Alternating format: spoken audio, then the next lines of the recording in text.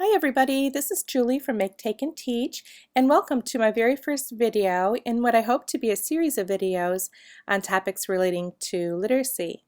This session's focus is on teaching phoneme segmentation.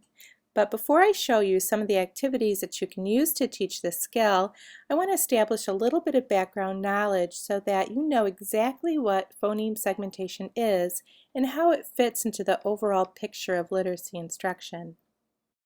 Now, the National Reading Panel identified 5 key components, sometimes referred to as the 5 big ideas of reading instruction.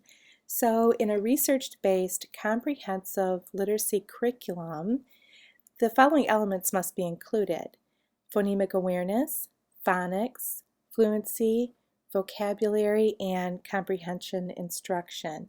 And the skill that we're talking about today, phoneme segmentation, falls under phonemic awareness. So what is phonemic awareness?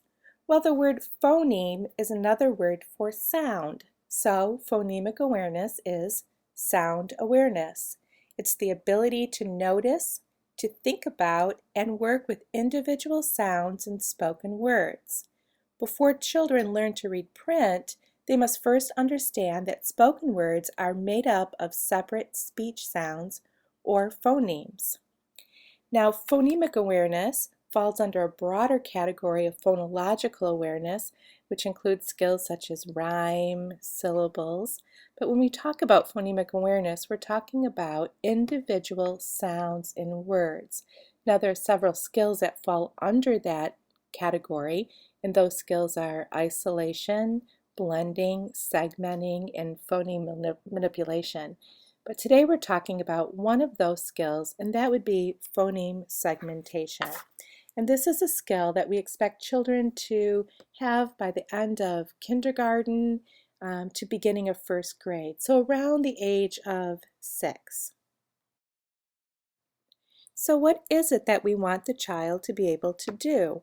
Well, we want the child to be able to break up or segment the sounds in a word, whether it's a word that we provide orally for the child or if it's a word that the child is trying to write.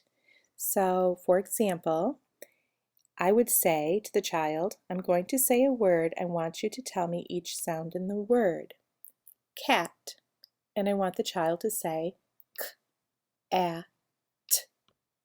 Shoe. Sh, oo. Bug. B, a, g. Match. M, a, ch.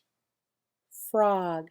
F, a, g. Now notice that there is not a direct correlation between the number of letters in the word and the sounds. So for example, the word shoe has 4 letters, but actually 2 sounds. When we're talking about phonemic awareness, we are talking about the sounds in words, not the written letter. So how are you going to teach this skill? Well, you're going to teach the skill systematically and explicitly. Now, systematic instruction means that your teaching is going to follow a logical sequence. You're going to begin with easier tasks and then progressively get more difficult. Now, explicit teaching means that you're going to tell the student exactly what you want him or her to do. You're going to provide a model. You're going to give opportunities for feedback and lots of practice with the skill. We like to follow the I do, we do, you do method. So in this method, I do, as a teacher, you demonstrate the skill for the child. We do means that you and the child will do the skill together, and then you gradually release responsibility to the point where the child then is doing the activity independently. What you're going for is error-free learning. The first activity I like to use when introducing this skill is the breaking up words activity. And I like this activity because there's a direct correspondence between the number of dots on the page and the number of sounds in the word. So if I was introducing this activity to a student, I would say, Today we're going to be saying sounds in words. For each sound, I'd like you to point to a dot and then blend the word back as you move your finger across the green arrow. Watch. Duck. D, a, k, duck. And of course I'm touching the dots and then blending the word back as I move my finger across the green arrow. Now, of course, I'd provide several more models.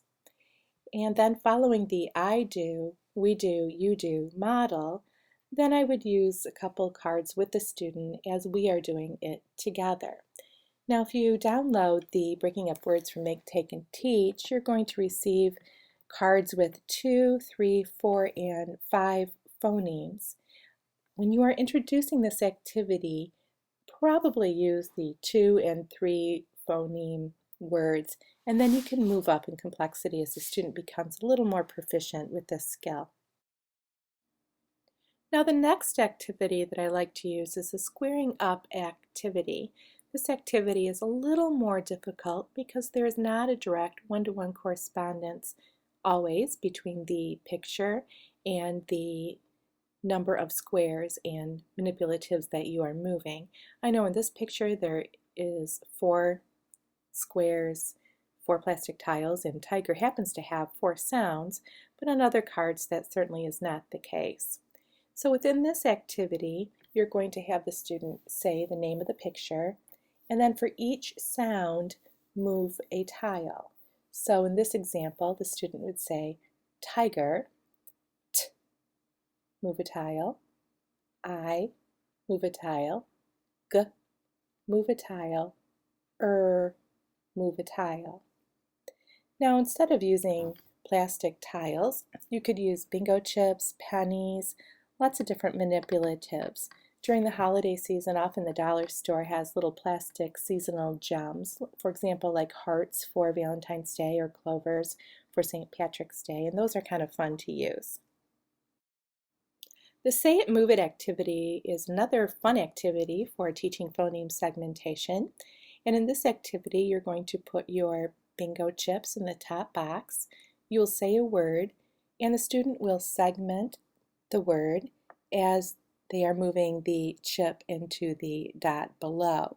So for example, if I provided the word cat, the student would say cat, k, move a chip, a, move a chip, t, move a chip, and then swipe their finger along the green line as they blend the sounds back together into the word.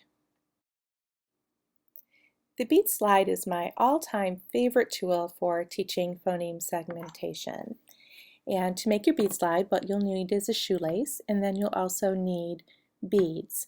I use wooden beads, and you can use plastic beads, of course, but what you're going to want to make sure is that there's some resistance from the bead on this shoelace.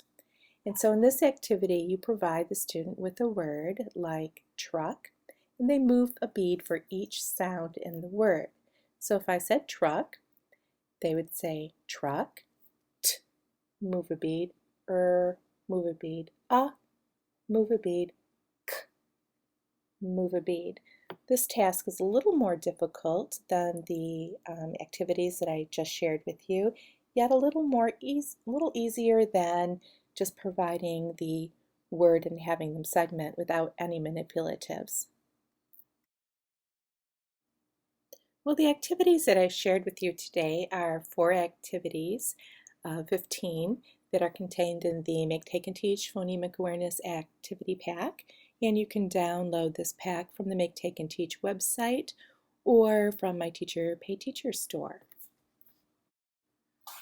And just in case you're not wanting to print yourself or shop for some of the materials, I do have the Phonemic Awareness Intervention Kits available for both teachers and parents.